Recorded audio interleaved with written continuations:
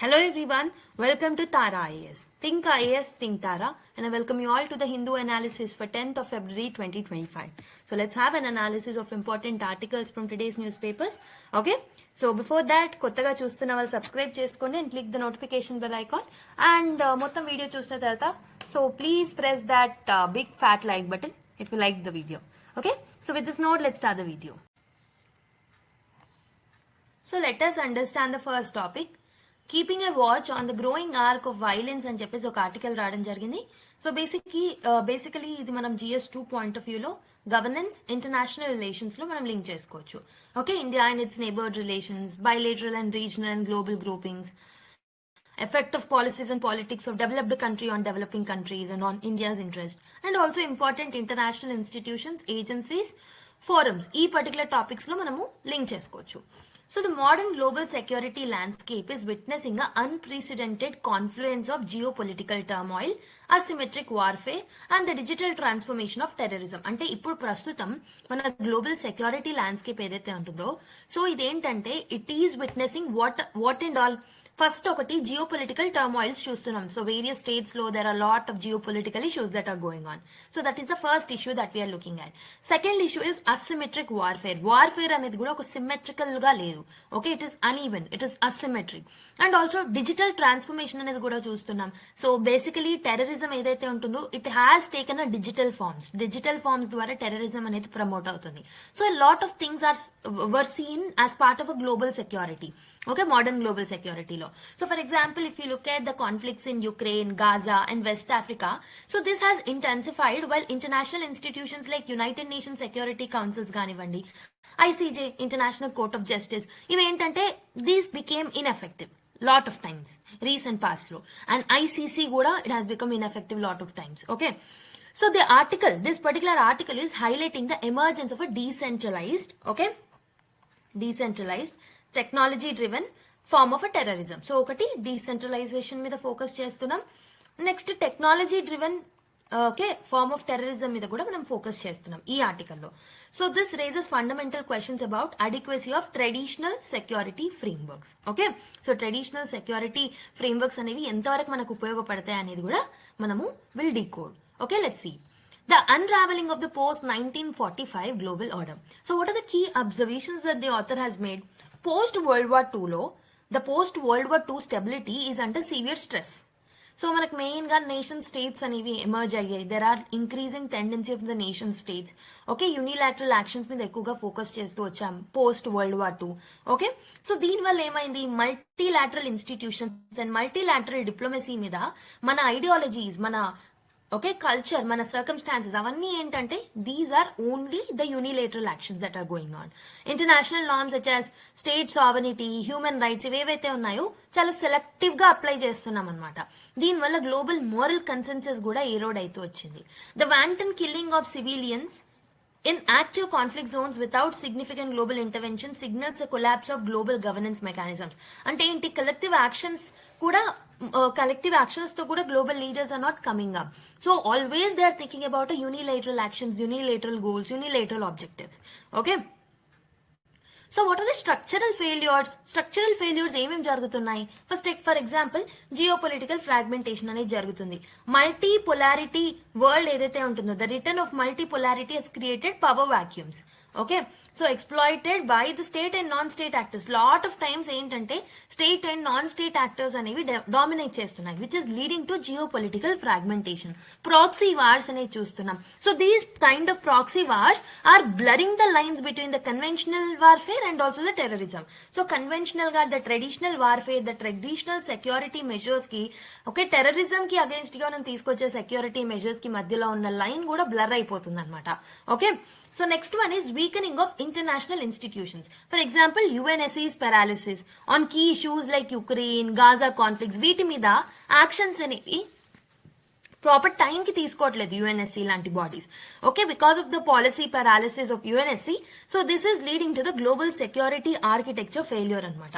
Okay, global security architecture failure అనేది చూస్తున్నాం because ineffectiveness of the bodies like UNSC. ఇంకొకటి ఏంటి, ఐసీసీ లాంటి బాడీస్ కూడా వీళ్ళకి ప్రాపర్ పవర్స్ లేవు, enforcement mechanisms are lacking in these kind of bodies. So kabatti these all have become a symbolic entities rather than a productive institutions. Next ఇంకొకటి ఏంటంటే Jio economic consequences చూస్తున్నాం. The global instability ఏదైతే ఉంటుందో దీనివల్ల economic down turns చూస్తున్నాం lot of the places లో. ఇండియాలో కూడా చూసుకుంటే గ్రోత్ అనేది వీఆర్ ప్రొజెక్టింగ్ ఓన్లీ 6.3 to 6.5 ఈ రేంజ్ లోనే మనం ఎక్స్పెక్ట్ చేస్తున్నాం తప్పితే. So in order to become 2047 కన్నా వికసిత్ భారత్ గోల్స్ ని మనం రీచ్ అవ్వాలంటే అట్లీస్ట్ 8% గ్రోత్ అనేది ఉండాలి ఇయర్ కి. Okay, but there are a lot of issues that are triggering in the world, okay, on the domestic economic policies also. Food insecurities చూస్తున్నాం, migration crisis చూస్తున్నాం, and also social unrest and radicalization కూడా చూస్తున్నాం అన్నమాట in today's world. So let us see what will be the implications for the global security. Global leadership absent గా ఉండడం వల్ల it is creating an environment where regional conflicts అనేవి escalate అవుతున్నాయి, increase అవుతున్నాయి. So వాటికి ప్రాపర్ రెజల్యూషన్ మెకానిజమ్స్ కూడా రావట్లేదు because of the absence of leadership. And on the other hand there is a rise of China, Russia and also the regional powers. So west dominance అనేది తగ్గి China, Russia లాంటి regional powers పెరుగుతున్నాయి. So this is creating more unpredictable international system. And also evolution of the terrorism చూసుకున్న more organised networks నుంచి digital insurgency లాంటివి పెరుగుతున్నాయి. So there is a key transformation also in the modern terrorism. For example decentralisation of the jihadist groups. So lot of times these people are undertaking lone wolf attacks అనమాట. అంటే ఏంటి? So స్వంతగా without any central power స్వంతగా నిర్ణయాలు తీసుకుంటున్నారు by getting influenced by the ideology. So these are becoming increasingly common, driven by online radicalization rather than direct organizational membership. And traditional hierarchical groups like Al-Qaeda లాంటి groups ఏవైతే ఉంటాయో ఇవి cell based structures తో replace అవుతున్నాయి అన్నమాట. Okay, next digital radicalisation అనేది చూస్తున్నాం, cyber జిహాద్ చూస్తున్నాం, ఏఐ డ్రివెన్ ప్రాపగెండా ఏదైతే ఉంటుందో this is encrypted by the messaging apps అనమాట. This is getting encrypted messaging apps ఏవైతే ఉన్నాయో వాటి ద్వారా సైబర్ ఫ్రాడ్స్ అనేవి పెరుగుతున్నాయి. డీప్ ఫేక్ టెక్నాలజీ ఎక్కువగా యూజ్ చేస్తున్నారు. They are utilising this technology as a weapon to cause the terrorism. And dark web and crypto currencies అనేవి ఏంటంటే these are enabling the terrorist financing అనమాట. ఓకే, ఇదే కాకుండా there is a resurgence of the Islamic state, new age jihadism, Talibans control of Afghanistan ఏదైతే ఉంటుందో this is allowing groups like ISIS. Okay, and వాళ్ళ operations కూడా పెరుగుతున్నాయి because of the Afghanistan rise and all. Okay, Taliban rise and all.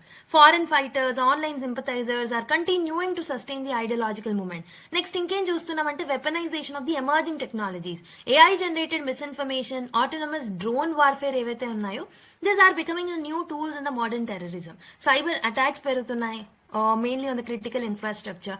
Okay, but there are certain challenges in the counter terrorism. So challenges ఏంటో చూద్దాం. Traditional deterrence models ఏవైతే ఉన్నాయో these are becoming ineffective అనమాట. So decentralised networks కి against గా ఈ particular okay ఇప్పుడున్న approaches మారుతున్నాయి. సైబర్ రాడికలైజేషన్ ఎక్కువగా పెరిగింది. It is transcending the borders. Security agencies are struggling to track lone wolf attacks అనమాట. లోన్ వూల్ఫ్ యాక్టర్స్ ని ట్రాక్ చేయడం కష్టం అవుతుంది. Okay, so what will be the geopolitical conflicts? How geopolitical conflicts are leading to catalyst as a terrorism, like they are acting as a catalyst for the terrorism. So where are the regions of concerns? ఒకటి వచ్చేసి ఆఫ్ఘనిస్తాన్ అనేది terror hub గా పనిచేస్తుంది అనమాట. So Taliban rule ఏదైతే ఉంటుందో ఇక్కడ jihadist elements ఎక్కువగా ఉన్నారు, making Afghanistan a safe haven for the extreme factions. ISIS K operating independently of the Taliban has expanded beyond South Asia. దీనివల్ల యూరోప్ కి, యుఎస్ లాంటి కంట్రీస్ మీద కూడా థ్రెట్ పడుతుంది. Next West Asia's enduring turmoil, Israel Palestine conflicts చూస్తున్నాం, Iran backed militias and proxy networks అనేవి చూస్తున్నాం, mainly in Syria, Iraq, Lebanon. So these are also creating unstable environments. ఇవే కాకుండా European and American threat landscape ఎక్కువగా అవుతుంది. There is a rise of right wing extremism, Islamist terrorism, cyber frauds అనేవి పెరుగుతున్నాయి. Security implications ఏముంటాయి because of this geopolitical tensions అంటే there will be a failure of the states and ungoverned spaces. ఈ spaces నే radical groups ఏం చేస్తాయంటే they will take it as a chance to actually fill that gap. Okay, transnational terrorism is no longer dependent on centralized training, and western counter terrorism policies ఏవైతే ఉన్నాయో they must adapt to the new change of information warfare. ఇలా lot of challenges and lot of implications అనేవి ఉంటాయి because of the issues that are going on. So what are the key challenges in the key counter terrorism attacks అని అంటే ఒకటి వచ్చేసి global security efforts అనేవి దాంట్లో lot of obstacles అనేవి మనం చూస్తున్నాం అనమాట. యూనిఫైడ్ గ్లోబల్ రెస్పాన్స్ అనేది లేదు. Okay, there is an absence of unified global response. దానివల్ల జియో పొలిటికల్ రైవలరీస్ అనేవి పెరుగుతున్నాయి. US China cold war dynamism అనేది పెరుగుతుంది. సైబర్ సెక్యూరిటీ డెఫిసిట్ అనేది క్రియేట్ అవుతుంది. Okay, because of the AI driven content and all, deep fakes అవన్నీ పెరుగుతున్నాయి. Okay, these are all creating challenges with respect to technology. Terrorism asymmetric advantage is another problem. Terrorist networks ఎవరైతే ఉన్నారో these require minimal infrastructure, but వీళ్ళు చేసే disruption ఏదైతే ఉంటుందో that will be large scale. Okay, ease of access to encrypted communication tools complicates the intelligence operations. Okay, so there is a need for a strategic overhaul. For example, artificial intelligence, big data, predictive analytics ఇవన్నిటిని మేము incorporate చేసుకోవాలన్నమాట to detect early science of radicalisation. Okay, we have to come up with counter narrative programmes also. ఇవే కాకుండా ఇంకా various steps కూడా తీసుకురావచ్చు. The way forward, rethinking counter terrorism strategies like comprehensive policy interventions తో మనం ముందుకు రావచ్చు. మల్టీలాటరల్ ఇంటెలిజెన్స్ కోఆపరేషన్ అనేది మనం ఎన్హాన్స్ చేయాలి. Okay, nations must ensure that they need to establish real-time intelligence sharing networks. Regional security blocs like ASEAN, SAARC, NATO, ఏంటంటే they have to work together for the counter-terrorism attacks or counter-terrorism measures. And they have to regulate the digital space also. Okay, government should collaborate with the technological companies to come up with the regulation of the digital space. And వీటితో పాటు cyber security frameworks ని మనం strengthen up చేయాలి. We have to address lot of socio-economic root causes like lack of education, lack of employment, వీటి వల్ల కూడా people are getting attracted to these kind of activities కాబట్టి root causes ని కూడా మనం అడ్రస్ చేయాలి. And counter terrorism for the digital age should be redefined. Okay, future conflicts will not be purely kinetic కాబట్టి, so దీంట్లో hybrid warfare ఉంటుంది కాబట్టి where misinformation, AI driven cyber attacks, autonomous weaponry ఇవన్నీ they are going to play a significant role కాబట్టి we have to come up with a hybrid measures only. Okay, so in conclusion, what the author is telling is the nature of global conflicts and terrorism అనేవి fundamental transformation కి గురవుతున్నాయి. దీని వల్ల ఏమవుతుంది, traditional security doctrines అనేవి they are getting replaced by the modern security doctrines. కాబట్టి as they are undergoing decentralisation, digitally enabled terrorism, AI power terrorism కాబట్టి we also need to come up with similar kind of steps. Okay, international institutions అనేవి restructure చేయాలి. Multilateralism వైపు మనం అడుగుపెట్టాలి. Multilateral cooperation అనేది మనకు కావాలి. లీడర్షిప్ వాయిడ్ ని క్రియేట్ చేయకుండా ఫిల్ చేయడం అనేది very very important. Regional groups ని కూడా మనం స్ట్రెంథెన్ అప్ చేసుకోవాలి. And we have to inculcate the technology in order to counter the terrorism. Okay, so based on the discussion that we have made, try to solve this particular question. How has AI driven radicalization changed modern terrorism? What strategies can government adopt to counter the trend? So try to attempt this particular question. Okay, so this is a practice question. Attempt చేస్తారని నేను అనుకుంటున్నా. Now let's go to another article.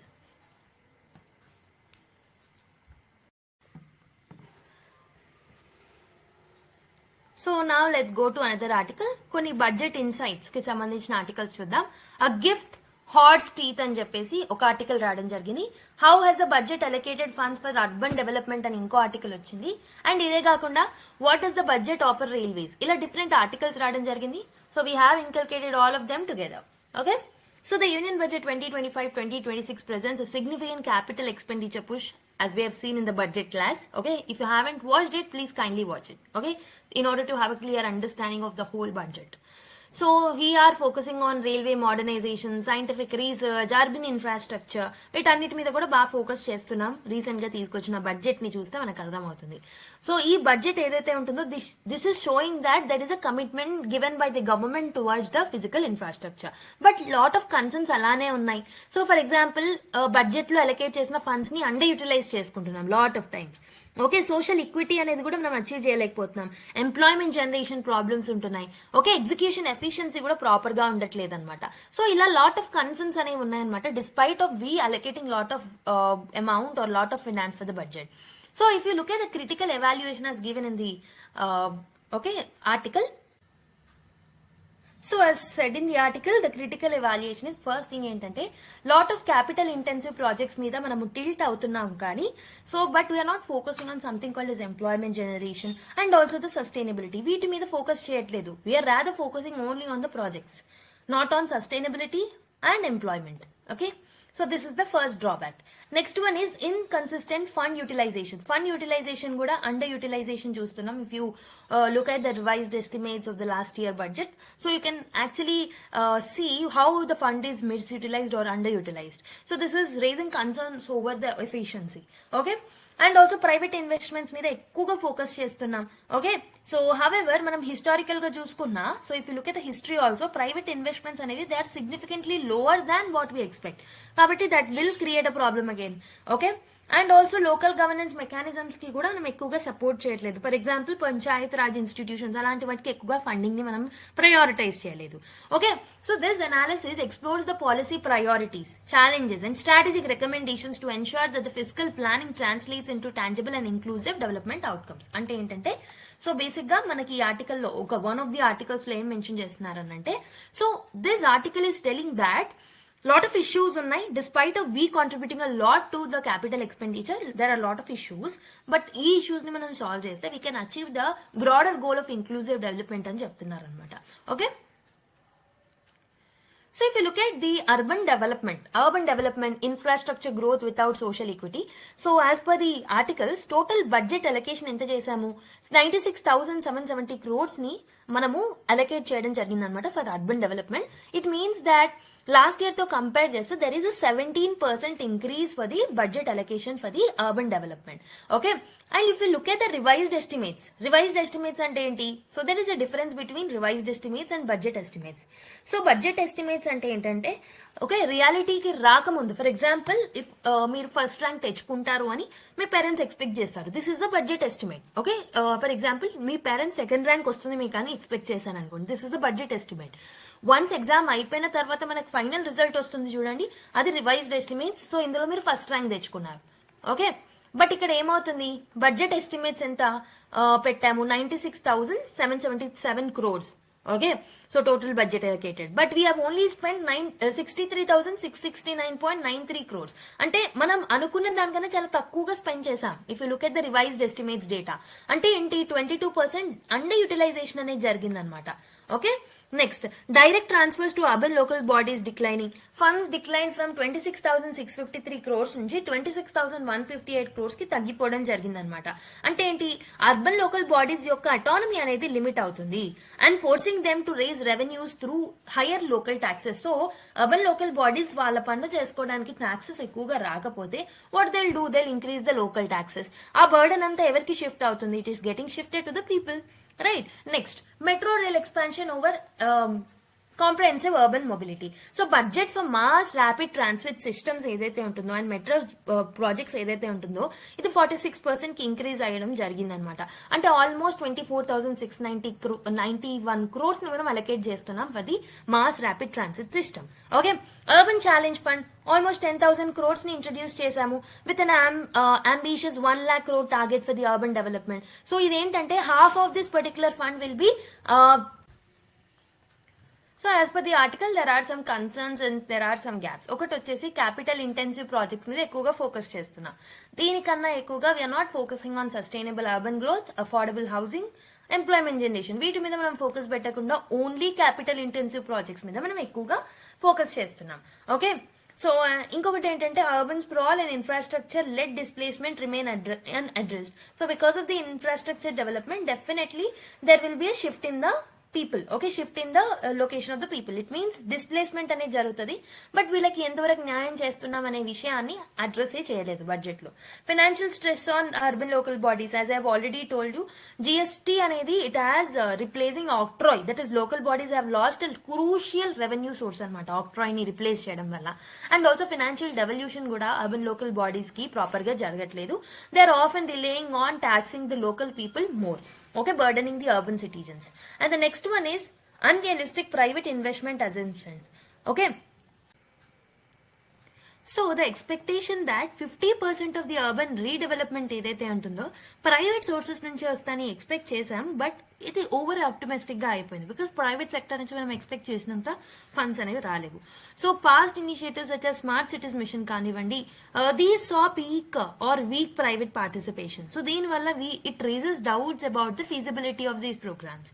So what are the strategic recommendations? మరి మనకి balanced developmental approach మనకు కావాలన్నమాట. Urban planning అనేది urban urban planning లో మనము ఎంప్లాయ్మెంట్ ఆపర్చునిటీస్ మీద, సస్టైనబుల్ ఇన్ఫ్రాస్ట్రక్చర్ మీద, ఎకానమిక్ ఈక్విటీ మీద ఎక్కువగా ఫోకస్ చేయాలి.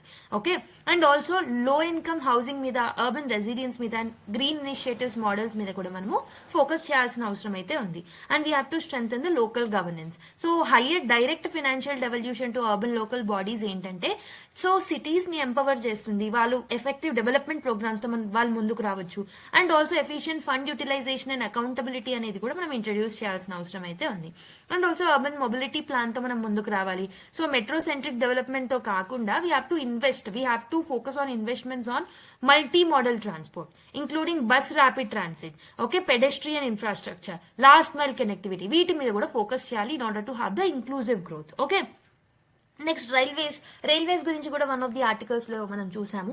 So stagnation in the capital expenditure in the railways as we have scene. Okay, structural reforms అనేవి కూడా ప్రాపర్ గా లేవు. క్యాపిటల్ ఎక్స్పెండిచర్ అలొకేషన్ అనేది 2.62 lakh crores ని మనం తీసుకొచ్చాం అనమాట. So which was unchanged from the last 2 years నుంచి పెరగట్లేదు అనమాట, ఆల్మోస్ట్ అంతే ఉంది ఎప్పటికీ. Rail electrification progress 294 km per month మనము ప్రోగ్రెస్ అవుతున్నాము, 16 times which was higher than that of the 2009 to 14 period లో చూసుకుంటే అప్పటి నుంచి 16 times ఎక్కువగా మనం ప్రోగ్రెస్ అయ్యాం. పర్ మంత్ 294 kilometers కనెక్టివిటీ అనేది పెరుగుతుంది అనమాట. కానీ surplus diesel locomotives and also మిగతా ఫండ్స్ అండర్ యూటిలైజేషన్ గురించి దీస్ రేజెస్ సమ్ క్వశ్చన్స్ అనమాట. And also Vande Bharat expansion 200 new trains ని మనం అనౌన్స్ చేయడం జరిగింది, బట్ టైమ్ లైన్ ని ప్రొవైడ్ చేయలేదు. That is another problem. And also there is no increase in the track length despite the government 7,000 kilometer high speed rail vision. Track expansion అనేది announce చేశారు కానీ అది రియల్ టైమ్ లో proper గా implement అవ్వట్లేదు. And there are certain consensus gaps, okay, concerns and gaps that are there in the articles. ఒకటి వచ్చేసి financial viability decline అయింది రైల్వేస్ లో. ఇండియన్ రైల్వేస్ అనేవి they are struggling with profitability, okay, they are struggling with earnings. And ఇంకొకటి ఏంటంటే ఆపరేషనల్ కాస్ట్లను మాత్రమే వాళ్ళు చేసుకుంటున్నారు అనమాట, barely covering the operational cost ఉంది. ఫ్రీ ట్రేడ్స్ అనేవి ఇంకా చాలా హైగానే ఉన్నాయి. And also freight centric reforms అనేవి కూడా మనం తీసుకురావట్లేదు. సో ఇండియా అనేది this is aiming to become the world second largest freight carrier, but investments in the freight corridors are very very low. Okay, dedicated freight corridor ని కూడా మనము తీసుకురావాలనుకుంటున్నాం, but these objectives are remaining incomplete because of the delays and also inefficiencies. And also stagnant capex signaling a slowdown. So for 2 consecutive years ఏంటంటే capex అనేది almost 2.62 lakh crores దగ్గరనే మిగిలిపోయింది. Okay, expenditure priorities ని మనం prioritise చేయలేకపోతున్నాం because of the restriction towards 2.62 lakh crores. ఏం చేస్తే బాగుంటుంది? ఫ్రేట్ కాంపిటేటివ్నెస్ ని ఇంక్రీజ్ చేయాలి, లాజిస్టికల్ కాస్ట్ లను తగ్గించాలి, డెడికేటెడ్ ఫ్రేట్ కారిడార్స్ ని మనం ఎక్స్పాండ్ చేయాలి, అండ్ రైల్వే మానిటైజేషన్ చేయాలి, పీపీపీ మోడల్స్ ని మనం డెవలప్ చేయాల్సిన అవసరం అయితే ఉందన్నమాట. ఓకే, హై స్పీడ్ రైల్వేని మనం రైల్స్ ని ఎగ్జిక్యూట్ చేయాలి, ఇంప్రూవ్ చేయాలి. Okay, so next aspect of the articles is science and technology. So science and టెక్నాలజీకి సంబంధించిన బడ్జెట్ ఆర్టికల్లో ఏమొచ్చింది? Funding boost versus execution challenges. ఏంటి? Total allocation for research and development ఎంత పెట్టాం? 28,000 crores ని స్పెండ్ చేయడం జరిగింది అనమాట. And 20,000 crores out of this is allocated only to the small modular nuclear reactors. Okay, so 5 reactors ని 2033 కల్లా మనం డెవలప్ చేయాలన్న ఒక టార్గెట్ ని పెట్టుకున్నాం. Okay, and we're focusing on artificial intelligence, quantum computing, biotechnology. కానీ ఇవి ఎగ్జిక్యూట్ ఎలా చేయాలి, ఆ మెకానిజమ్స్ ఎలా ఉండాలి, గైడ్ లైన్స్ ఏమి ఉండాలి అనేది అన్క్లియర్ గా ఉంది. Private sector research and development contribution కూడా still it is very very low. 36% research and development funding మాత్రమే ప్రైవేట్ ప్లేయర్స్ ఇస్తున్నారు, మిగతాదంతా గవర్నమెంటే కాంట్రిబ్యూట్ చేస్తుంది. And public sector research and development is allocating just 0.3% of the turnover to the research. మొత్తం turnover ఎంతైతే వాళ్ళు gain చేసుకుంటున్నారో అందులో ఓన్లీ 0.3% మాత్రమే రీసెర్చ్ కి అలొకేట్ చేస్తున్నాం అనమాట. అండ్ ఇందులో ప్రైవేట్ సెక్టర్ కాంట్రిబ్యూషన్ కూడా చాలా తక్కువగానే ఉంది. Okay, so what are the concerns and gaps with respect to science and technology allocations and all. So ఏమేమి గ్యాప్స్ ఉన్నాయి, ఏమేమి ఛాలెంజెస్ ఉన్నాయనంటే రీసెర్చ్ అండ్ డెవలప్మెంట్ ఇన్ఫ్రాస్ట్రక్చర్ లేదు, స్కిల్డ్ వర్క్ ఫోర్స్ లేరు. Okay, cutting edge research ecosystems develop కాలే, deep technological sectors like artificial intelligence, biotechnology, quantum computing ఇవన్నిట్లలో investments చాలా తక్కువ ఉన్నాయి. And they are not adequate. The present allocations are not adequate. Private sector participation కూడా చాలా తక్కువగా ఉంది. Research and development investments కూడా చాలా తక్కువగా ఉన్నాయి. ఓకే, క్యాపిటల్ కాస్ట్లు ఎక్కువగా ఉన్నాయి. So this is creating some barriers. And also execution bottlenecks చూస్తున్నాం. ఎంత అలొకేట్ చేసినా ఎగ్జిక్యూషన్ లెవెల్లో ప్రాబ్లమ్స్ వస్తున్నాయి. అండర్ యూటిలైజేషన్ ఆఫ్ ఫండ్స్ చూస్తున్నాం. ఓకే, మరి ఏం చేస్తే బాగుంటుంది? డీప్ టెక్నాలజికల్ ఎకో సిస్టమ్ మీద మనము ఫోకస్ చేయాలి. We have to strengthen that.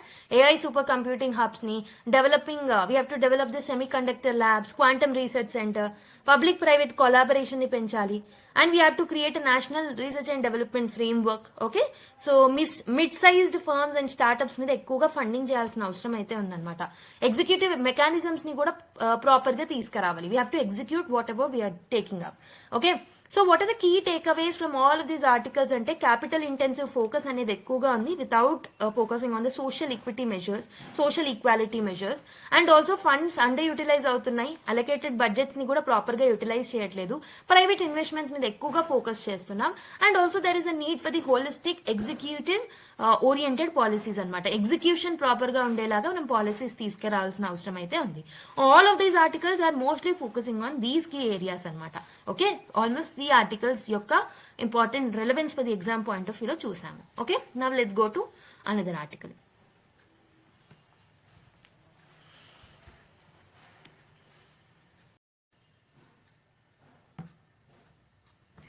So now let's look at another article. India's opportunity at the AI Action Summit అని ఒక ఆర్టికల్ రావడం జరిగింది. Okay, let's see that. Let's analyze the article in detail and let's see the context of the news also. So India's acceptance of France's invitation to co-chair the AI Action Summit in Paris, which is going to take place from February 10th to February 11th, 2025. So this underscores the India's global leadership in the AI governance. India యొక్క AI governance leadership ని highlight చేస్తుంది. Again probably tomorrow again మనకి articles వస్తాయి about the key discussions that we made. And ఇంకా ఎల్లుండి కూడా ఇంకా ఎక్కువ articles మనకు వస్తాయి. Okay, so today and tomorrow so మనకి ఫ్రాన్స్ లో AI యాక్షన్ సమిట్ అని జరగబోతుంది కూడా. Okay, this summit preceded by AI safety discussions in the UK and also south Korea focuses on the AI innovation. Public interest మీద ఎక్కువ focus చేస్తున్నారు. And AI the future of the work, AI regulatory frameworks, వీటి మీద ఎక్కువగా focus చేయబోతున్నారు ఈ particular summit లో. Okay, so India is co చైరింగ్ France based on their invitation on AI action summit that is taking place in Paris. Okay, for India the summit represents the watershed movement ane cheppochu because we have got a chance to shape the AI ethics. Ethical AI development lo manaku oka chance dorkindi. Governance mechanisms lo వాటిని improve చేయడంలో మనకు ఒక chance దొరికింది. And equitable technological access లో మనం leadership ని వహిస్తాం, especially for the global south regions. Okay, so G20 presidency 2023లో అయిపోయింది. దాని తర్వాత one of the major leaderships అంటే we have got at the global partnership on AI summit in 2024.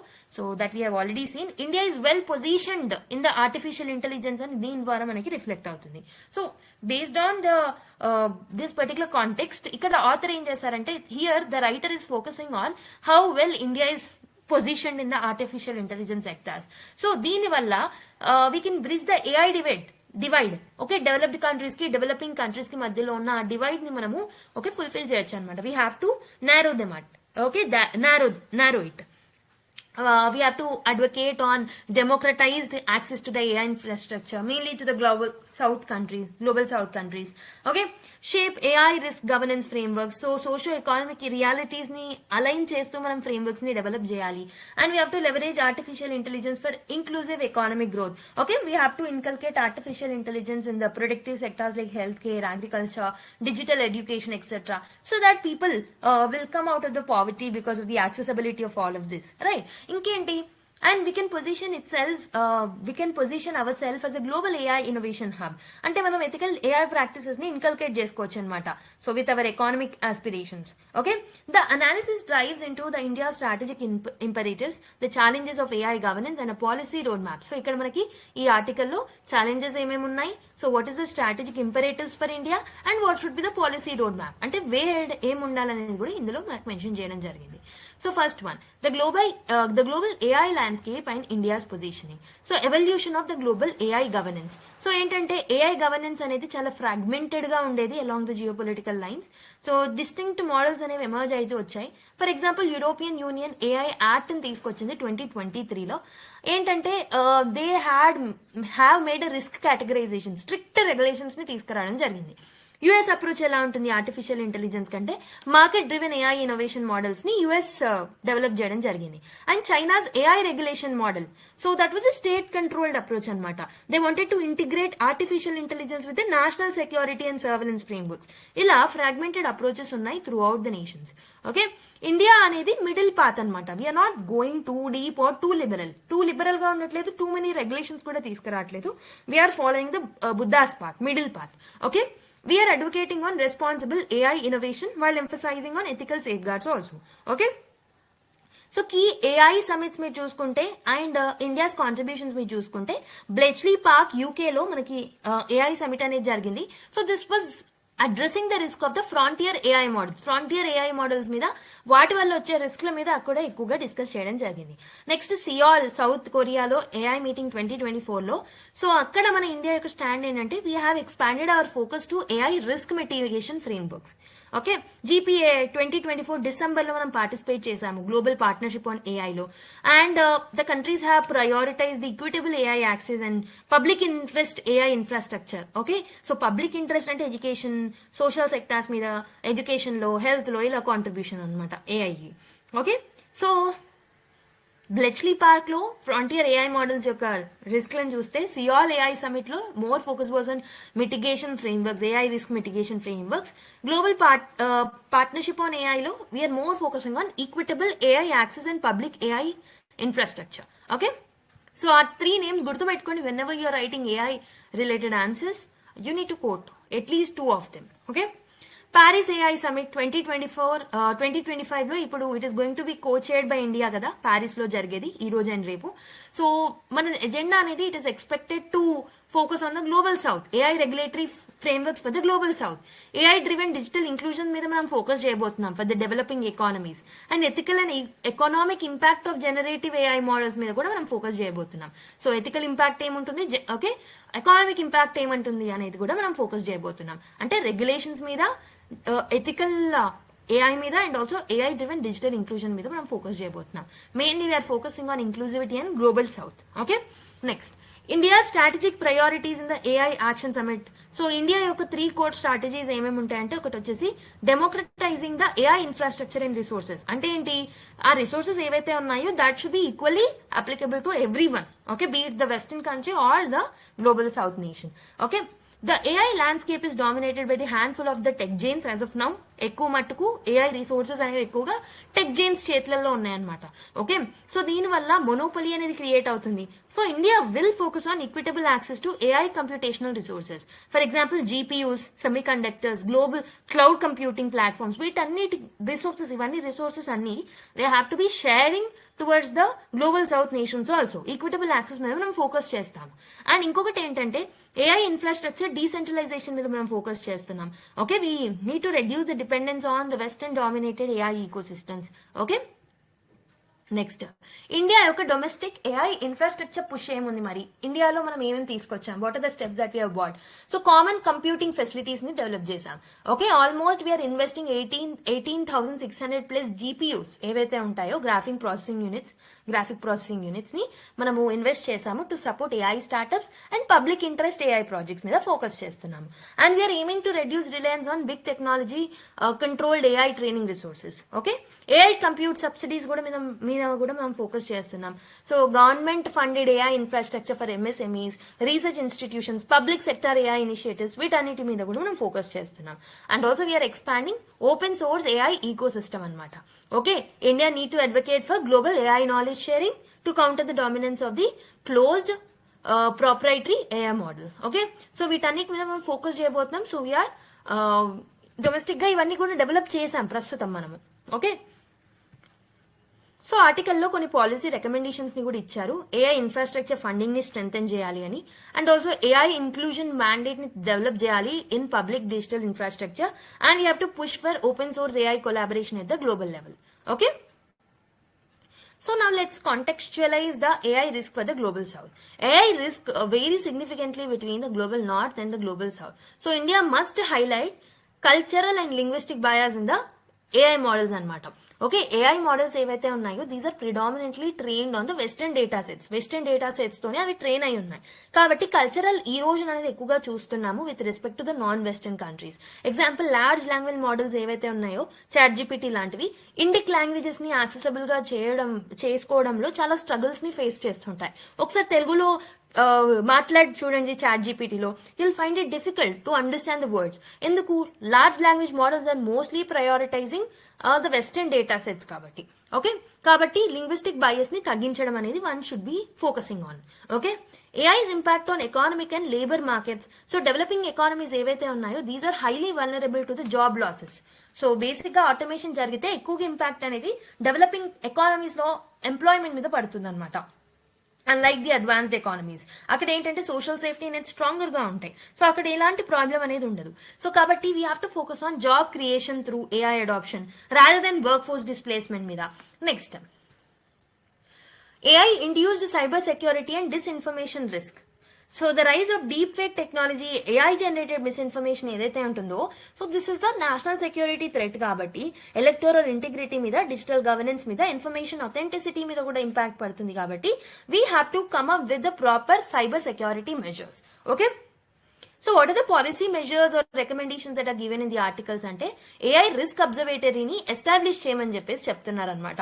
Okay, to study the AI harms from a global south perspectives. Okay, global south okay shoes లో మనం legs పెట్టేసి we have to think like we have to be empathetic towards the global south. Okay, and regional AI risk mitigation frameworks ని develop చేయాలి in order to customize it according to the socio economic realities of that particular region. And also we have to develop the responsible AI content. Okay, so we have to strengthen the AI governance and regulatory frameworks also. India యొక్క AI governance model ఏదైతే ఉంటుందో దాంట్లో innovation freedom ఉండాలి, on the other hand regulations kuda undali. So we have to come up with a middle path, okay, as we have already seen in the starting of the article. Ante AI startups ni research ni manam encourage cheyali, and on the other hand over regulation ni avoid chesi proper regulation ni manam తీసుకురావాలి in order to mitigate the AI risk. Okay, so what are the global AI governance gaps India must address? ఏమేం gaps ని మనం address చేయాలి? So first one is absence of international AI standards. International AI standards అనేవి proper గా లేవు. AI safety and ethical guide lines అనేవి they are ఇన్కన్సిస్టెన్స్, అంటే fragmented policies అనేవి ఉన్నాయి. యూరోపియన్ యూనియన్ లో ఒకలాగా, చైనాలో ఒకలాగా, యుఎస్ లో ఒకలాగా. కాబట్టి ఫ్రాగ్మెంటెడ్ పాలసీస్ ని కాస్త యూనిఫైడ్ పాలసీ మెకానిజమ్స్ ని డెవలప్ చేయాలన్నమాట.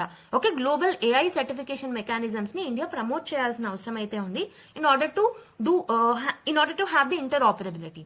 Okay, cross border AI data sharing issues కూడా ఉన్నాయి. For example data privacy concerns అనేవి ఉన్నాయి which is limiting AI collaboration with between the nations.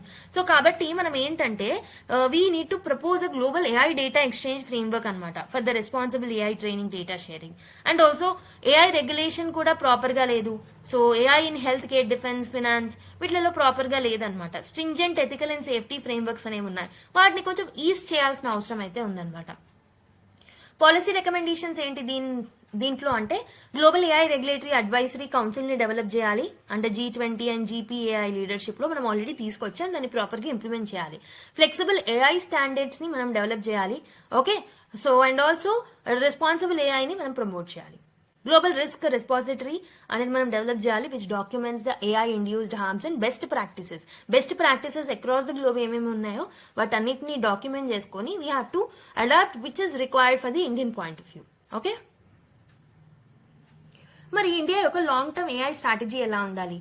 So we have to position our self as a global AI powerhouse అనమాట. So మన యొక్క leadership ని solidify చేసుకోవాలి.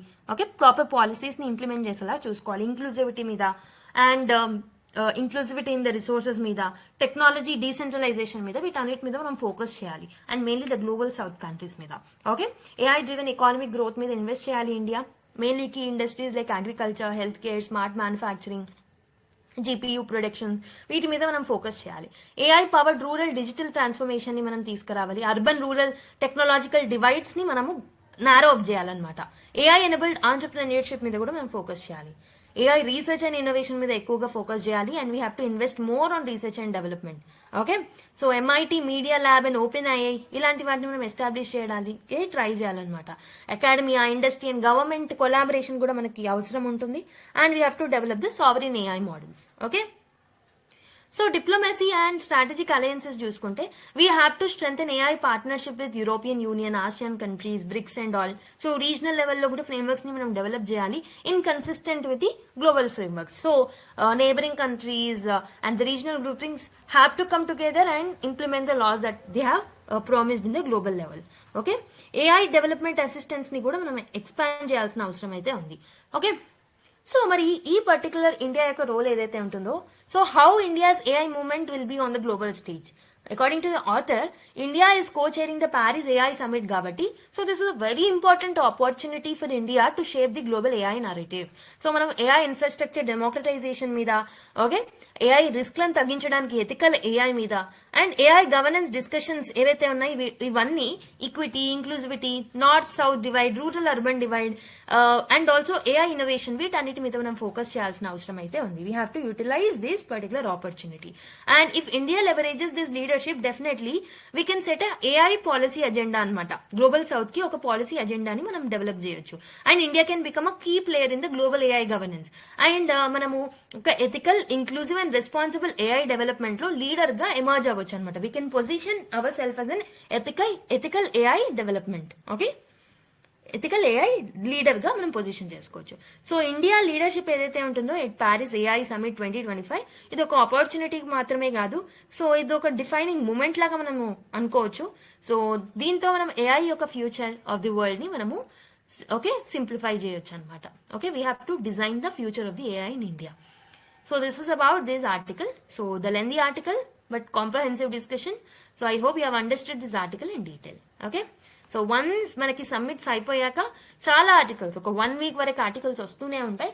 So let's have a good discussion of the AI related articles in the coming sessions too. Okay, so there are lot of articles with respect to aerospace expo అనమాట. Aero India 2025 కి సంబంధించి aerospace expo గురించి lot of articles రావడం జరిగింది. One such an article is this and ఇవే కాకుండా lot more articles like Aero India biggest air show in Asia to begin today in Bengaluru, US aircraft to be major draw at Aero India, in a first chiefs of air force and army fly together in light combat aircraft Tejas. ఇదే కాకుండా global confidence in India's aerospace capabilities is growing says Rajnath Singh. So ఇలా 5 articles రావడం జరిగింది. So what is relevant from all of this article దాన్ని చూసేద్దాం. So highlights of Aero India 2025 చూసుకుంటే this is the we have seen a largest ever participation అనమాట. Almost 16 countries, 100+ leading defence manufacturers కూడా ఇందులో participate చేస్తున్నారు, including from the countries like US, UK, France, Russia, Israel, Japan, south Korea and Brazil. Okay, so main గా మనకి major Indian defence public sector units Hindustan aeronautical limited and Bharat electronic limited ఇవి కూడా participate చేశాయి అనమాట. And also మనం ఈ particular ఎక్స్పోలో ఎక్కువగా indigenous defence production మీద ఎక్కువగా ఫోకస్ చేస్తున్నాము. So showcasing India's advanced medical medium combat air craft, so వాటి యొక్క capabilities ని షోకేస్ చేస్తున్నాము, in which we have showcased the 5th generation stealth fighter అన్నమాట. So which is under development as of now. Tejas MK2 and UAV, that is unmanned air vehicle. Okay, so ఈ 2ని India strengthen up చేస్తుంది అనమాట for having a self Reliance in air combat technology and innovation hub for defence startups. ఒక innovation hub ని కూడా defence startups కి మనం తీసుకురాబోతున్నాం అనమాట. So which will feature AI driven defence analytics, drone warfare, radar advancements, వీటన్నిటి మీద కూడా focus చేస్తున్నాం. Okay, so what are the displays in this particular expo అంటే ఒకటి వచ్చేసి Russia's Su-57. Okay, so next generation stealth fighter jet అనమాట. ఇది India Russia defence టైస్ ని షోకేస్ చేస్తుంది, డెమాన్స్ట్రేట్ చేస్తుంది. US F-35 lightning 2. So this is one of the most advanced multi role combat aircraft అనమాట. ఇది US అండ్ ఇండియా యొక్క military cooperations ని showcase చేస్తుంది. And next defence diplomacy and international collaborations చూసుకుంటే bilateral discussions అనేవి జరిగాయి global defence firms తో for the joint ventures development, technology transfers and also live demonstrations అనేవి చూసాము on joint military drills. So that దీని ద్వారా మనం ఇండియా యొక్క డిఫెన్స్ ప్రిపేర్నెస్ ని ఎన్హాన్స్ చేసుకోవచ్చు. Okay and also we have focused on strengthening India's defence industry also almost మనం ఎంత టార్గెట్ చేస్తున్నామంటే $5 billion డిఫెన్స్ ఎక్స్పోర్ట్స్ ని మనం 2028 కల్లా రీచ్ అవ్వాలని టార్గెట్ చేస్తున్నాం. సో దాంట్లో కూడా ఈ ఎక్స్పో అనేది it will play a greater role. Lot of agreements అనేవి జరిగే అవకాశాలు ఉంటాయి కాబట్టి okay make in India initiative ని కూడా మనం బూస్ట్ చేయొచ్చు because of this expos.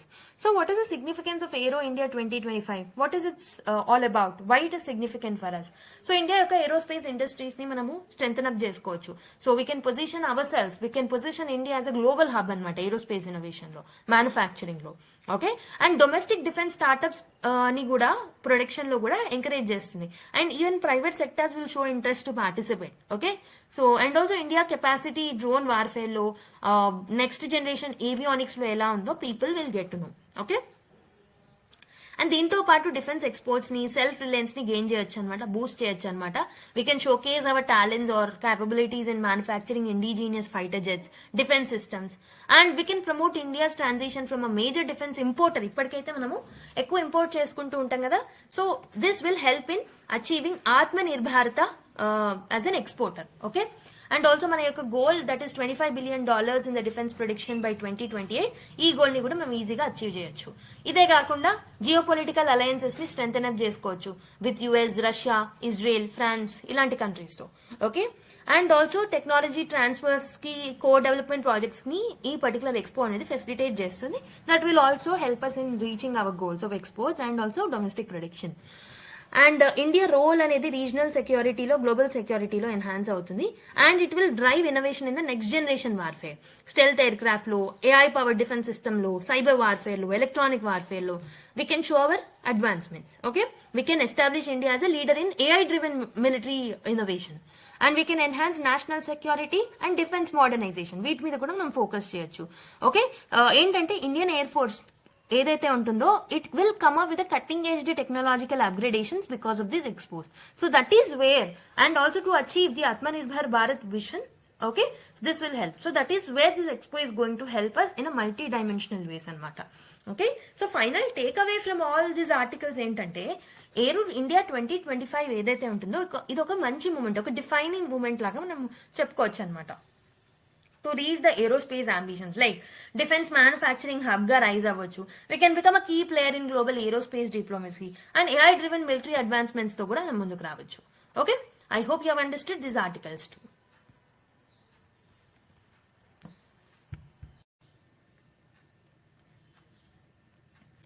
In pole-bound Meghalaya, rat hole coal mining hopes ride on Article 371 అని చెప్పేసి ఒక ఆర్టికల్ రాయడం జరిగింది. So let's analyse this article in detail. Okay so ఒకసారి ఆర్టికల్ చూద్దాం, దాని తర్వాత దాని బేస్డ్ ప్రిలిమ్స్ క్వశ్చన్ ని సాల్వ్ చేద్దాం. So regional party in pole-bound Meghalaya has indicated that bringing the state under the purview of Article 371 could help resume rat hole coal mining which has been banned since April 2014. So ఇక్కడ ఏంటంటే ఒక regional party of Meghalaya ఏం చెప్తుంది అని అంటే, so because మనము article 371 కిందికి ఒకవేళ మేఘాలయాన్ని తీసుకొస్తే this will actually lead to the resuming of rat hole coal mining which was banned earlier in 2014. Article 371 of the Indian constitution ఏంటంటే కొన్ని స్టేట్స్ కి స్పెషల్ ప్రొవిజన్స్ ని గ్రాంట్ చేస్తుంది. సో స్ట్రాంగ్ పిల్లర్ లైక్ కర్జానా which is one of the candidature of the Voice of the People's Party cited the example of Nagaland in seeking Article 370 for Meghalaya. Okay basic గా వాళ్ళు అలా opinion చెప్పడం జరిగింది అనమాట. ఒకవేళ 371 grant చేసినట్టయితే వాళ్ళు దే విల్ యాక్చువల్లీ ఏదైతే బ్యాన్ చేసామో దాన్ని మళ్ళీ తీసుకొచ్చే అవకాశాలు ఉంటాయని చెప్పేసి చెప్తున్నారు. ఓకే సో మిస్టర్ కర్జానా ఈజ్ కంటెస్టింగ్ ఫ్రమ్ ది మార్క్వర్ Pintokmark constituency. I'm sorry for the pronunciation. So this is a constituency in the Khasi Hills, which is an autonomous district council. So where elections are scheduled for February 21 anamata. Okay. So elections to this particular Jaintia Hills Autonomous District Council will also be held on the same day. So basically idantha manaku avasram ledu. Article 371 gurinchi maatrame manaku avasram. Article 371A. So the NGT banned the rat hole mining in 2014 in Meghalaya, మనకు తెలిసిందే. The ban upheld by the Supreme Court was extended to other areas of the Northeast also. So we understand that the 6th schedule of the Constitution of India empowers the district council to make laws on the allotment of land, social custom, forest, etc. But paragraph 12A ఏదైతే ఉంటుందో of this particular schedule, 6th schedule లో paragraph 12A ఏం చెప్తుంది అని అంటే, this allows the state laws to prevail over the district councils if there is any conflict. ఒకవేళ conflict ఉంటే state laws will prevail over the district council laws అనమాట. So in February 2024 ఏమైంది అని అంటే, నాగాలాండ్ చీఫ్ మినిస్టర్ ఏం చెప్పారు అంటే, he told the assembly that article 371A has been a major hurdle in the state government's efforts to regulate small scale illegal coal mining practices. Article 371A వల్లనే small scale illegal mining practices ని మేము ban చేయలేకపోతున్నామని Nagaland chief minister పేర్కొనడం జరిగిందనమాట. Okay, so this is about the issue. So ఇక్కడ ఇదంతా కన్నా మనకి ఏది ఇంపార్టెంట్ అంటే ఆర్టికల్ 371 అనేది ఇంపార్టెంట్. అందుకే we have framed up UPSC prelims question on this. So with reference to article 371 of the Indian constitution, you have to consider these following statements. Statement 1. Article 371 provides special provisions for certain states to preserve their cultural heritage and regulate land and resource management. So, Statement 2. Article 371A applies specifically to the state of Meghalaya, allowing the 6th schedule to override the national laws. Statement 3. The National Green Tribunal has authority to regulate and ban coal mining activities in the states which are covered under Article 371A. Try cheyandi okasari. So I hope you people have tried it. So basically first statement is right. So article 371 special provisions for certain states ni states ki istamanta istamu endukanante because akkada cultural heritage preserve cheyadaniki akkada land resource management ni control cheyadaniki. So first statement is right kabatti option C anedi obviously eliminate అయిపోతుంది. Next, article 371A applies specifically to the state of Meghalaya, allowing the 6th schedule to override the national laws అని ఇచ్చారు. So basically this particular statement is incorrect. So basically article 371A is specifically applied to Nagaland and not to Meghalaya. Okay, Meghalaya is governed under the 6th schedule for the tribal autonomy. So basically 6th schedule లో Meghalaya govern చేస్తున్నాం. Article 371A కింద నాగాలాండ్ ఉంటుంది and not Meghalaya. So కాబట్టి second statement తప్పు. So మనకి option A కూడా eliminate అయిపోతుంది. So third statement, NGT has the authority to regulate and ban coal mining activities in the states which are covered under article 371A. This is very much right. So మనకి ఏంటంటే green tribunal national ఎన్జిటికి power ఉంటుందన్నమాట. It has the jurisdiction over the environmental matters and has previously banned the rat hole coal mining in the Meghalaya. So authority ఉంది కాబట్టి ban చేయడం జరిగింది. Article 361A కింద కూడా దానికి అథారిటీ అనేది ఉంది. సో కాబట్టి మనకి option B is the right answer. Okay, third statement is also right. So next ఇంకో ఆర్టికల్ చూద్దాం. Okay, so MP dam project would submerge critical tiger corridor says NTCA. Okay, NTCA ఏం చెప్తుంది, national tiger conservation authority ఏం చెప్తుంది అంటే, it has warned that ఒకవేళ మోరంద్ గంజల్ irrigation project మధ్యప్రదేశ్లో మనం కన్స్ట్రక్ట్ చేసినట్టయితే ఇది ఫారెస్టెడ్ ఏరియాస్ ని సబ్మర్జ్ చేస్తుంది. ఓకే, బేసికలీ ఈ పర్టికులర్ ఫారెస్టెడ్ ఏరియాస్ ని టైగర్స్ యూజ్ చేసుకుంటే అనమాట in order to move between the reserves. ఒక రిజర్వ్ నుంచి ఇంకో రిజర్వ్ ని వైపు వెళ్ళాలంటే ఈ కన్జర్వేషన్ ఫారెస్ట్ ని యూటిలైజ్ చేసుకుంటాయి. అండ్ ఇదేం చెప్పింది అంటే NTCA, it has strongly recommended exploring the alternative sites. ఇది కాకుండా ఇంకేమైనా సైట్స్ ని మీరు చూసుకోండి దీని కన్స్ట్రక్షన్ కోసం అని చెప్పడం జరిగింది. So environmental Ministry Forest Advisory Committee discussed a proposal to divert 2,250 hectares of forest land for the project in a meeting on Jan 27. The project involves building 2 dams అన్నమాట.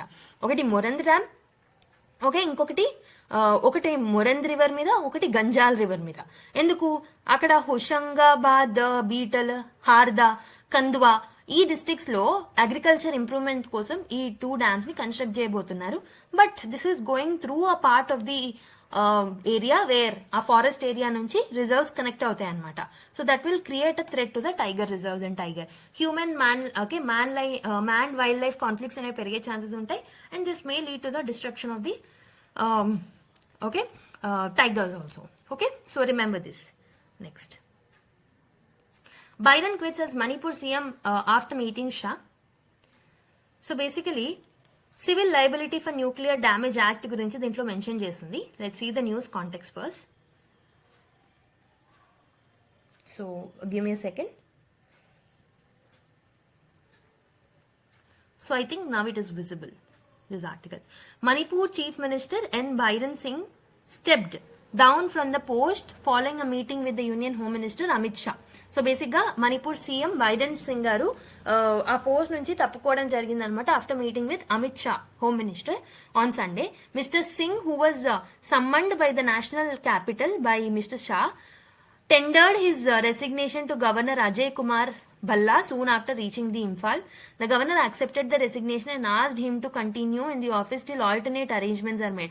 Alternate arrangements చేసే వరకు మీరు ఇక్కడే office లో ఉండాలి అని చెప్పేసి చెప్పారు. Okay, so a senior government official said that the president's rule is a likely option in the state only if no other party or BJP members takes claims to form the government. So basically ఏ party లేకపోతే at least BJP కూడా party form చేయకపోతే president rule ని impose చేయాలని చెప్పేసి కొంతమంది senior government leaders చెప్తున్నారనమాట. So the BJP state leadership was set to be in the hurdle to decide the next course of action. So the assembly session that was to be convened on Monday was declared null and void with the governor on Sunday evening. Okay, so the top government source told the Hindu that around 11 a.m. on Sunday, ahead of the Mr. Singh's resignation, Union Home Secretary Govind Mohan chaired a virtual meeting to review the internal security situation in Manipur. So the meeting was attended by the Army, Assam Rifles and Manipur Security Advisor Kuldeep Singh. Security forces were asked to maintain high alert amid likelihood of the violence by the vested interest. Okay, so బేసిక్గా అక్కడ step down అవ్వడం జరిగింది. So ఇక్కడ మనకి ఇవన్నిటికన్నా ఎక్కువగా ఈ ఆర్టికల్లో there is something called civil liability for nuclear damage act అనే దాని గురించి మెన్షన్ చేస్తుంది. కాబట్టి దీని గురించి తెలుసుకోవడం is very important then everything. Civil liability for nuclear damage act అనేది 2010లో మనం తీసుకురావడం జరిగింది అనమాట. ఇదేంటంటే న్యూక్లియర్ యాక్సిడెంట్స్ ఏమైనా జరిగితే so this will provide some liability framework, ఎవరు లయబుల్ అవ్వాలి, who need to be liable for these accidents అనేసి కొన్ని ఫ్రేమ్వర్క్ ని తీసుకురావడం జరిగిందనమాట. Okay, so basically compensation mechanisms గురించి కూడా దీంట్లో డిఫైన్ చేయడం జరిగిందనమాట. సో బేసికలీ ఆపరేటర్స్, సప్లయర్స్ ఎవరైతే ఉన్నారో so they will be having a responsibility to take care of this. However some of the provisions ఏవైతే ఉన్నాయో ఇవి ఫారెన్ ఇన్వెస్ట్మెంట్స్ ని డిస్కరేజ్ చేయడం జరిగిందనమాట న్యూక్లియర్ సెక్టార్ లో, particularly American and fintech firms లో. ఓకే, మరి ఈ పర్టికులర్ దాంట్లో కీ ప్రొవిజన్స్ ఏమున్నాయి? ఒకటి వచ్చేసి operators liability. So section 6 of the CLNDA act లో operator of the nuclear plant ఎవరైతే ఉంటారో they will be exclusively liable for any nuclear accident. A nuclear accident జరిగినా వాళ్ళే లయబుల్ అనమాట. ఓకే, ఆల్మోస్ట్ 1500 crores క్యాప్ అనేది ఉంటుంది, liability cap. Okay, that will B imposed on the operator if any nuclear accidents takes place. Okay, this is under section 6. So section 17B లో ఏముంటుంది అని అంటే ఈ యాక్ట్ కింద operator will have right to sue the supplier ఒకవేళ accident అనేది defective equipment వల్ల జరిగిన, డిజైన్ వల్ల జరిగిన, సర్వీసెస్ వల్ల జరిగిన. ఓకే, నెక్స్ట్ ఏంటంటే section 46 legal uncertainty in the civil courts. So victims ఏంటంటే they can seek additional compensations అనమాట. ఒకవేళ వాళ్ళకి సరిపోకపోతే అడిషనల్ కాంపెన్సేషన్స్ ని కూడా కోరుకోవచ్చు victims. So why foreign nuclear suppliers are concerned? So international conventions like Convention on Supplementary Compensation, CLNDA ఏవైతే ఉన్నాయో so ఇవేంటంటే సప్లయర్స్ మీద లయబిలిటీని చూపెడుతున్నాయి. కాబట్టి this is making them liable for the damages even after reactor delivery. Reactor delivery తర్వాత కూడా supplier side నుంచి suppliers మీద ఎక్కువగా లయబిలిటీ అనేది ఇంపోజ్ చేస్తున్నాయి ఈ చట్టాలన్నీ. So US based Westinghouse and France EDF ఏవైతే ఉన్నాయో so they have delayed nuclear projects అనమాట ఇండియాలో. ఎందుకంటే ఈ పర్టికులర్ కాంపెన్సేషన్స్ వల్లనే, ఈ పర్టికులర్ లయబిలిటీస్ వల్లనే చాలా డీలేస్ అనేవి మనం చూసాం US based Westinghouse and France EDF nuclear projects మీద. అంటే ఇన్సూరెన్స్ మెకానిజమ్స్ మీద కూడా క్లారిటీ లేదు ఇండియాలో. సో దీనివల్ల ఈజ్ ఆఫ్ డూయింగ్ బిజినెస్ అనేది హ్యాంపర్ అవుతుంది. ఓకే, సో కాబట్టి ఈ పర్టికులర్ చట్టంలో కొన్ని మనము అమెండ్మెంట్స్ అనేవి తీసుకురావాల్సిన అవసరం అయితే ఉందన్నమాట. సో ఏంటంటే to support the supplier liability from the operator liability we have to bring some so ఏమంటారు కొన్ని అమెండ్మెంట్స్. సో సప్లయర్స్ మీదే కాదు ఆపరేటర్ లయబిలిటీని ప్రొవిజన్స్ ని కూడా ఇందులో ఇంక్లూడ్ చేయాలి. దానివల్ల న్యూక్లియర్ ఎనర్జీ ప్రాజెక్ట్స్ ని బూస్ట్ చేయొచ్చు and we can strengthen India US mainly and India French nuclear collaboration and investments ని మనం ఎంకరేజ్ చేయొచ్చు small nuclear and small modular reactors లో. Okay, so while CLNDA was designed to protect public interest and ensure accountability, its stringent liability provisions have stalled the nuclear projects. So ఇందులో ఉన్న stringent provisions వల్లనే so మనకి ఏంటంటే nuclear projects అనేవి ఆగిపోతూ వస్తున్నాయి అనమాట. కాబట్టి 2047 కల్లా మనం 100 GW న్యూక్లియర్ కెపాసిటీ రీచ్ అవ్వాలి అని అంటే so we have to is the provisions that are they and responsibility even needed to be shifted towards the operators side also. Okay, so basically ఇది ఈ న్యూస్ ఆర్టికల్కి ఏం సంబంధం లేదు. So this article was in the context of the nuclear small nuclear reactors etcetera ఆ article కి context లో. Okay, so ఏంటంటే కంటిన్యూషన్ లో రాంగ్ గా అలైన్ అవ్వడం జరిగింది అంతే. సో ఈ ఆర్టికల్లో మనకి ఈ పర్టికులర్ థింగ్ ఎక్కడ మెన్షన్ చేసలేదు. So I was little confused about that. So ఏంటంటే ఇక్కడ సో బేసికలీ ఇక్కడ ఏమైందో నేను చెప్తాను, ఒకసారి చూడండి. సో ఇక్కడ సీఎం ఆఫ్ మణిపూర్ ఎవరైతే ఉన్నారో so after meeting with the home minister he resign from his post అనమాట. సో రెసిగ్నేషన్ ఎవరికి ఇవ్వడం జరిగింది? గవర్నర్కి ఇవ్వడం జరిగింది. So until the alternative arrangements are made for the formation of the new government so ఆ పర్సనే కంటిన్యూ చేస్తారు. But once the new alternative was made so he will be resigning అనమాట. Okay, so BJP state unit is yet to decide the next course of action ఏం తీసుకురావాలి అనేసి. Okay, so internal security and ethnic challenges వల్లనే ఇవన్నీ అయ్యాయి. So ఏంటంటే మణిపూర్లో మనకి ఎథ్నిక్ వైలెన్స్ అనేది జరుగుతుంది మనకి తెలిసిందే. ఓకే, అండ్ అందుకే because of the moves that are taking place army and Assam rifles ఎవరైతే ఉన్నారో so they were kept under the high alert due to the potential conflicts or violence that may take place.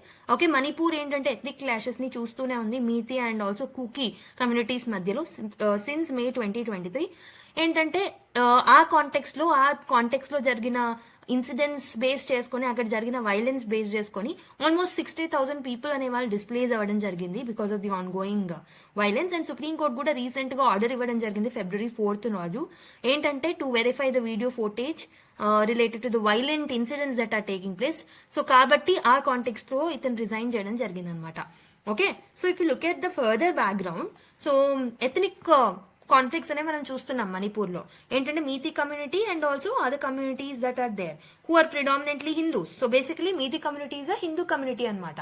Imphal వ్యాలీలో వాళ్ళు ఉంటూ ఉంటారు. So let me write, Meitei community ఏమో ఇంఫాల్ వ్యాలీలో ఉంటారనమాట. Okay, so ఇంకొక కమ్యూనిటీ పేరు కుకీస్ అండ్ నాగాస్ అనమాట. So these people are mainly Christians. Okay, Christians and they inhabitant in the hilly districts లో ఎక్కువగా ఉంటుంటారు అనమాట. ఓకే, ఈ టూ కమ్యూనిటీస్ మధ్యలోనే ప్రాబ్లమ్స్ అనేవి అరైజ్ అవుతున్నాయి. And if look at ST status Meitei community ఏదైతే ఉంటుందో this was forming about 53% of the state population. Meitei community okay has been seeking inclusion in the ST category. వాళ్ళ ఎస్టీ కేటగిరీలో అందులో ఉన్న బెనిఫిట్స్ ని అవైల్ చేయడానికి రిజర్వేషన్స్ లో ఎడ్యుకేషన్ లో గవర్నమెంట్ జాబ్స్ లో వాళ్ళకి రిజర్వేషన్ ప్రొవైడ్ చేయమని చెప్పేసి చాలా రోజుల నుంచి అడుగుతున్నారు అనమాట. కానీ ఈ other tribal communities like Kukis and Nagas are showing resistance to this action అనమాట. ఓకే, వాళ్ళ ఓన్ ప్రివిలేజెస్ వాళ్ళు లూజ్ అవుతారేమో అనే భయంతో వాళ్ళకి రిజర్వేషన్స్ లేకుండా వీళ్ళు ఆపుతున్నారు. These people are showing resistance to that. Okay, so recent గా ఏమయ్యాయనంటే May 2023లో all tribal student union Manipur ఏదైతే ఉంటుందో ట్రైబల్ సాలిడారిటీ మార్చ్ ని ఆర్గనైజ్ చేయడం జరిగింది అనమాట to protest against the Meiteis demand of the ST status. Okay, ఈ పర్టికులర్ మార్చ్ లోనే ఏమైంది అనంటే వైలెంట్ క్లాషెస్ అనేవి జరిగాయి అనమాట మీతి అండ్ ట్రైబల్ కమ్యూనిటీస్ మధ్యలో. సో దీనివల్ల ఆల్మోస్ట్ చాలా లైఫ్ అండ్ చాలా ప్రాపర్టీని మనం లూజ్ అవ్వడం జరిగింది అనమాట because of this clashes and all. So the state government ఏం చేసిందంటే it has done eviction drives in the reserved forest areas. Okay, illegal settlements ని పాపీ కల్టివేషన్స్ ని వీటన్నిటిని ఎవిక్ట్ చేయడం జరిగింది అనమాట స్టేట్ గవర్నమెంట్. ఓకే, సో కానీ these people tribal people have shown the resistance అనమాట especially Kuki community. Okay, so ఎందుకంటే వాళ్ళ మీద టార్గెట్ చేస్తున్నారని వాళ్ళు ఫీల్ అయ్యారు అనమాట. సో అండర్లైనింగ్ ఇష్యూస్ ఏంటంటే ఒకటి వచ్చేసి ల్యాండ్ రైట్ ఇష్యూస్ అనేవి ఉన్నాయి. సో బేసికలీ ఈ హిల్ ఏరియాస్ ఏవైతే ఉన్నాయో ఎక్కువగా ట్రైబల్ కమ్యూనిటీస్ ఉంటున్నారు కాబట్టి they are protected under the various laws. Okay, so which is restricting the non-tribals like Meitei communities and all to have an access of the resources that are there on the land. Okay, basic hilly areas. Okay, from purchasing the land ఇవన్నీ చేసుకోలేకపోతున్నారు మీతి communities. కాబట్టి వాళ్ళు ఏమంటున్నారు అని అంటే వాళ్ళ వ్యాలీకి మాత్రమే confine అయ్యారు కాబట్టి so which is the 10% of the state area. Tribals అనే వాళ్ళు దే కెన్ ఇంకా ఇక్కడ ప్రాబ్లం ఏంటంటే ట్రైబల్స్ ఏమో వ్యాలీలో ఉన్న ల్యాండ్ని కొనుక్కోవచ్చు, వెరాజ్ మీతీస్ ఏమో హిల్లీ ఏరియాస్ మీద ఉన్న ల్యాండ్ని కొనుక్కోలేరు అనమాట. సో కాబట్టి ఇంబ్యాలెన్సెస్ అనేవి ఉన్నాయని, వాళ్ళకి రిజర్వేషన్ కావాలని వాళ్ళు కోరుతున్నారు. Okay, because of the violent clashes that are taking place from 2023 and so దానివల్ల ఇల్లీగల్ ఇమిగ్రేషన్స్ అనేవి కూడా చాలా జరిగాయి. సో ఈ అన్ని కాంటెక్స్ లో కరెంట్ సిచ్యువేషన్ ఇది అరైజ్ అయింది. ఆల్మోస్ట్ 60,000 పీపుల్ డిస్ప్లేస్ అవ్వడం జరిగింది అనమాట. So they are taking shelter in the relief camps under the dire conditions, చాలా డయర్ కండిషన్స్ లో ఉన్నారు వాళ్ళు. కాబట్టి సెక్యూరిటీ మెజర్స్ అనేవి కూడా అవసరం. సో ఇండియన్ గవర్నమెంట్ ఏంటంటే అడిషనల్ సెక్యూరిటీ ఫోర్సెస్ ని అక్కడ డిప్లాయ్ చేయడం జరిగింది in that regions in order to restore the peace that is there. Okay, so ఏంటంటే ఇన్ని చేసినప్పటికీ గవర్నమెంట్ సో రిపోర్ట్స్ ఏం సజెస్ట్ చేస్తున్నాయనంటే మయన్మార్ సివిల్ వార్ ని సపోర్ట్ చేసే ఫైటర్స్ ఏవైతే ఉన్నాయో they have crossed the Manipur, that has led to the violence అనమాట. Okay, so the situation in Manipur is very very complex నిజం చెప్పాలి అని అంటే. So there is a combination and interplay of the different events like political decisions, ethnic identities, historical grievances. Okay, ఈ crisis ని address చేయాలంటే ఒక nuanced approach తో ముందుకు రావడం అనేది ఇంపార్టెంట్ అనమాట. Okay, so this is about this particular issue. Okay, so that is why he has quit from the CM post. So దీనికి ఈ నేను డిస్కస్ చేసిన ఈ కాన్సెప్ట్ కి లింకేజ్ లేదు. So this is in the context of nuclear technology article. Okay, misplace అవడం జరిగింది అంతే. ఓకే,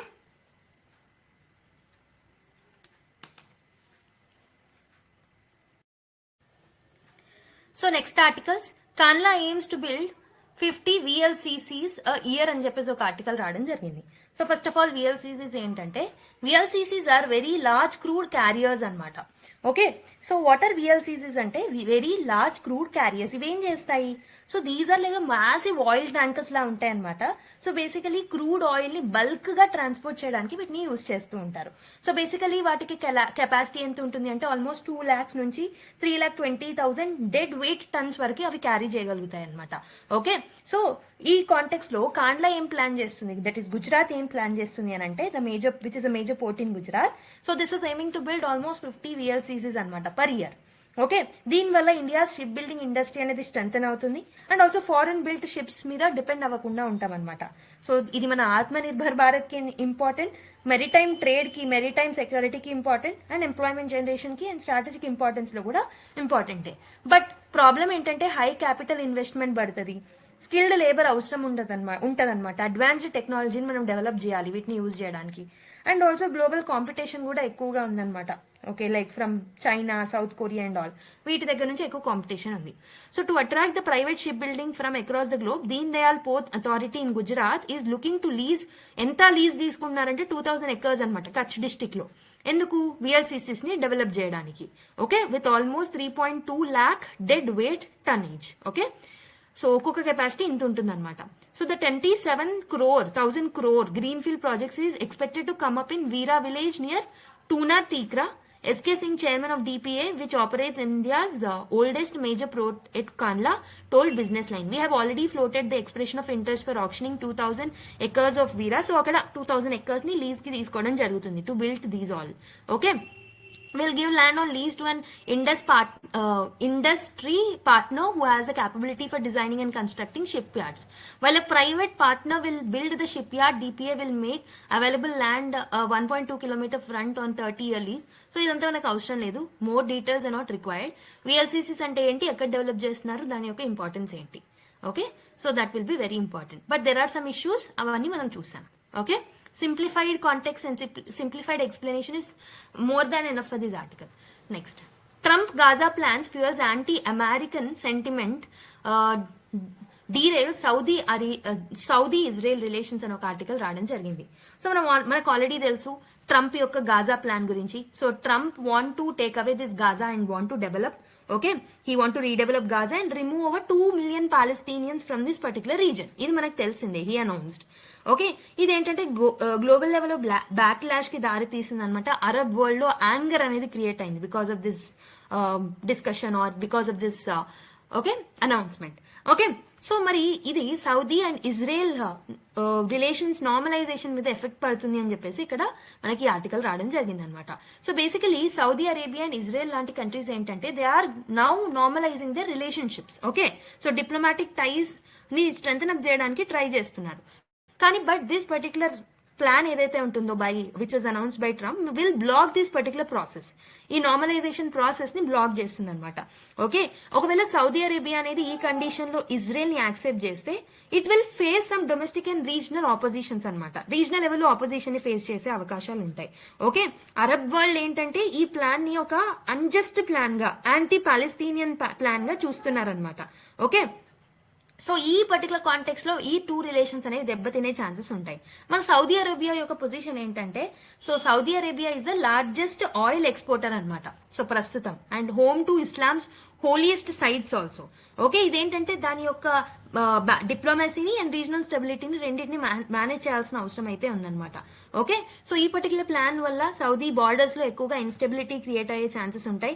దీనివల్ల ఇజ్రాయెల్ అండ్ సౌదీ యొక్క రిలేషన్షిప్స్ అనేవి ఇన్బ్యాలెన్స్ అయ్యే ఛాన్సెస్ ఉంటాయి అనమాట. There will B a strain that will be created between US and Saudi relations. So that is what is given in this particular article. Okay, now let's go to the final article. New Zealand concern as Cook Island seeks partnership with China. సో ఈ article ఎందుకు రావడం జరిగింది? Why New Zealand is concerned. Let's see. So ఏంటంటే Cook Islands PM ఎవరైతే ఉంటారో, Cook Islands కి సంబంధించిన PM, so that PM is going to Beijing అనమాట, అంటే చైనాకి వెళ్తున్నారు to sign a joint action plan with China. So New Zealand ఏంటంటే it is worried about this particular move. So it is thinking this particular move as a strategic shift anamata, which will challenge the traditional influence of New Zealand, Australia and US in the Pacific. So Pacific region lo New Zealand, Australia వీళ్ళందరి influence ఉంది ప్రస్తుతం. But ఒకవేళ Cook island joint partnership అనేది seek చేస్తే from China, definitely that will create a threat to these countries.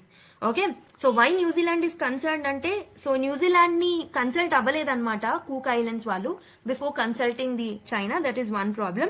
New Zealand ఈ agreement ని ఒక security and strategic implication గా కన్సిడర్ చేస్తుంది. Okay, and China's growing presence in the Pacific region will also post some economic and military influences on the countries around it. So ఇండియాకి కూడా problem ఇది. Okay, so basically Cook island యొక్క strategic importance ఏంటో కూడా మనం తెలుసుకోవడం important. Okay, so ఇదేంటంటే Cook islands అనేది ఒక సెల్ఫ్ గవర్నింగ్ పెసిఫిక్ నేషన్ అనమాట. So it has a free association agreement with New Zealand తో ఫ్రీ అసోసియేషన్ అగ్రిమెంట్ అనేది ఇది సైన్ చేసుకోవడం జరిగిందనమాట. ఓకే, సో చాలా మంది కూక్ ఐలాండర్స్ ఎవరైతే ఉంటారో వాళ్ళకి న్యూజిలాండ్ సిటిజన్షిప్ కూడా ఉంటుందన్నమాట. సో కాబట్టి వాళ్ళ ఫారెన్ పాలసీ డిసిజన్స్ ఏవైతే ఉన్నాయో, సో అవి ఖచ్చితంగా న్యూజిలాండ్ మీద డైరెక్ట్ ఇంపాక్ట్ అనేవి క్రియేట్ చేస్తాయి. ఓకే, ఈ మూవ్ ఏవైతే ఉందో, Cook Islands or Cook PM Beijing కి విజిట్ చేసే ఈ మూవ్ ఏదైతే ఉందో, ఇది చైనాస్ ఇన్ఫ్లుయెన్స్ ని పసిఫిక్ రీజన్ లో పెంచుతుంది. న్యూజిలాండ్ కూక్ ఐలాండ్ రిలేషన్స్ కి ఇన్స్టెబిలిటీ అనేది క్రియేట్ అవుతుంది. And also regional power dynamics లో కూడా there will be a potential shift అనమాట. So this will affect the Australian strategies in the Pacific, US strategy in the Pacific and India strategies in the Pacific. So this is about this article. So with this we have completed the discussion of all the important articles from today's newspaper. I hope you have enjoyed this particular article and the other articles too. So next class లో మళ్ళీ కలుద్దాం మరి. మీకు video కనుక నచ్చినట్టయితే like చేయడం మర్చిపోదు. So I have seen a drastic decline in the viewership last few days నుంచి. I don't know, people are not consistent enough. Starting లో చూపెట్టిన ఇంట్రెస్ట్ వెళ్తూ చూపెట్టట్లేదు. So this is what happens for every competitive exam. So people will watch with so much enthusiasm in the start, but as days progress a consistency అనేది gradual గా decline అవుతుంది. I don't want my students to do that. మీరందరూ consistent గా daily videos చూస్తారని అనుకుంటున్నాను. 6 days discuss చేస్తున్నాం, 1 day break అయితే ఇస్తున్నాం కదా మీకు, in order to Boost your energy back. So ఇక్కడ నేను వీడియోస్ చేయడానికి చాలా ఎఫర్ట్స్ పెడుతున్నాను. మీరు జస్ట్ వీడియో చూడడానికి ఎఫర్ట్స్ పెట్టలేరా? పెట్టగలుగుతారు కదా. So definitely you need to watch the videos. So ఇక్కడ నుంచి నోట్స్ ఎలా మెయింటైన్ చేయాలనేది కూడా నేను నేర్పించాను. Only kindly make the notes for the main point of view, not for the prelims point of view. So this will be unnecessary time waste if you are writing the prelims point of view current affair notes, according to my opinion.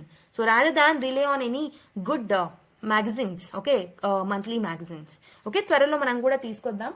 So ఇప్పటికైతే rely on any good magazine that is there in the market, okay, monthly magazine. Whereas ఈ particular analysis ఏదైతే ఉంటుందో that is definitely important for the mains point of view. So ఈ long term మీరు ఈ analysis ఏదైతే daily వింటూ ఉంటారో along with the reading of the newspapers, so this will definitely help you to learn the things from the magazine in a easier way, and also long term లో మీ knowledge అనేది తెలియకుండానే enhance అవుతుంది. Okay, మీ యొక్క analytical ability అనేది enhance అవుతుంది. So next క్లాస్లో మళ్ళీ కలుద్దాం. Until then, take care. Bye. Like చేయడం మర్చిపోకండి. Share it with your friends and fellow aspirants and give your feedback through the comment box. Okay? Bye.